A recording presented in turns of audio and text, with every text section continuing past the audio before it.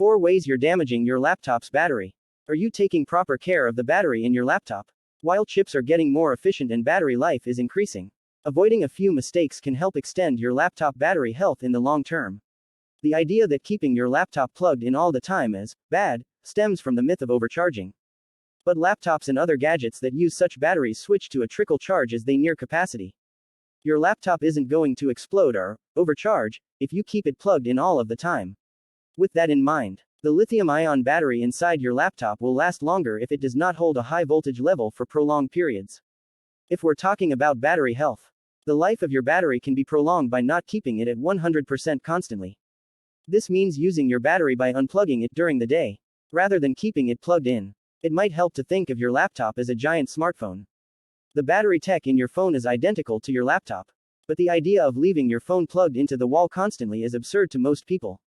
Just like your smartphone, your laptop battery will degrade over time, regardless of what you do to it. You can try to prolong it by sticking to good practices most of the time. But for most people, it's impossible to be a model citizen when it comes to good battery practices. Your battery capacity will likely have degraded to around 70% of its original capacity in around 3 years. At which point you can decide to replace it for a modest fee if you're not planning on upgrading. Nothing kills batteries like exposing them to extreme temperatures. It's common knowledge that extreme heat is bad for lithium-ion cells. But the same is true of extreme cold. Leaving your laptop in a car that's exposed to sub-zero temperatures, below 0C or 32F, may result in irreversible damage to the cell. Some electric vehicles (EVs) that use lithium-ion batteries implement temperature management systems in their cars to limit damage in especially cold weather and get better performance on cold mornings. Your laptop doesn't include such systems, which is why you should be especially careful. If the worst happens and your laptop is exposed to the cold, it's a good idea to let the battery warm up before you attempt to use it. Heat is another cause of damage to your laptop battery, and it's a problem you're likely to come across at any time of year. Letting your laptop sit in the sun for hours is a recipe for disaster, as is letting it get so hot that the safety mechanisms kick in that cause the power to be shut off. You can prevent this by not putting your laptop under load without adequate airflow. In a room that isn't stiflingly hot, take extra care when using your laptop on a bed or other fabric surface, since many have vents at the sides and rear of the lid that can become easily blocked by soft furnishings. If you're noticing your laptop is particularly warm under normal use, consider how bad things might get if you tax it with 3D applications or a video render. Dust and other debris can accumulate in the vents and inside the laptop, so consider cleaning it out to improve airflow, especially if it's a few years old. Keep in mind that opening some brands of laptops will void the warranty. If your machine is still under warranty and you're noticing heat buildup, it might be a good idea to contact the manufacturer to get the problem looked at.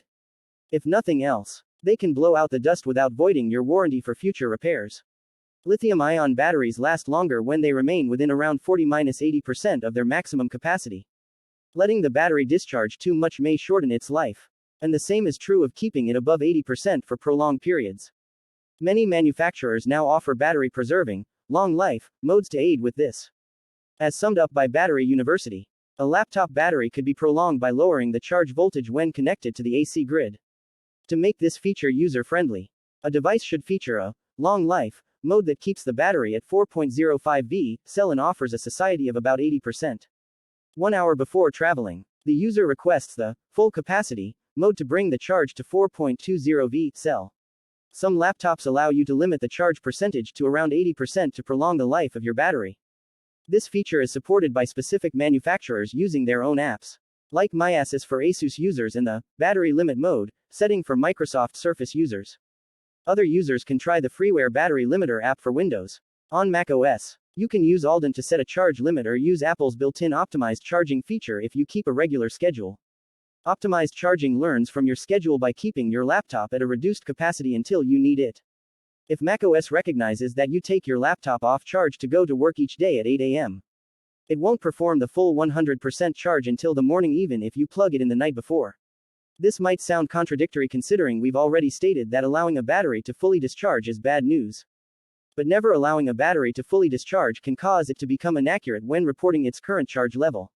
This is bad for a few reasons. To start with, you may not know how much battery you have left and could be caught short.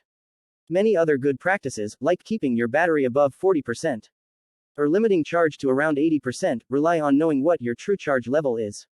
This is particularly true if you are going all in on limiting battery charge to less than 100%. Using an app like Aldent or Battery Limiter. This kind of usage may require your battery levels to be recalibrated more often. So we recommend fully discharging once a month. Since your smartphone is a pocket-sized laptop that's powered by a smaller lithium-ion cell. Much of this advice applies there too. Features like optimized charging exist on iOS, which is also known as adaptive charging on Android. Eventually, your battery will be due for replacement. Learn how to tell it's time to swap out the old cell.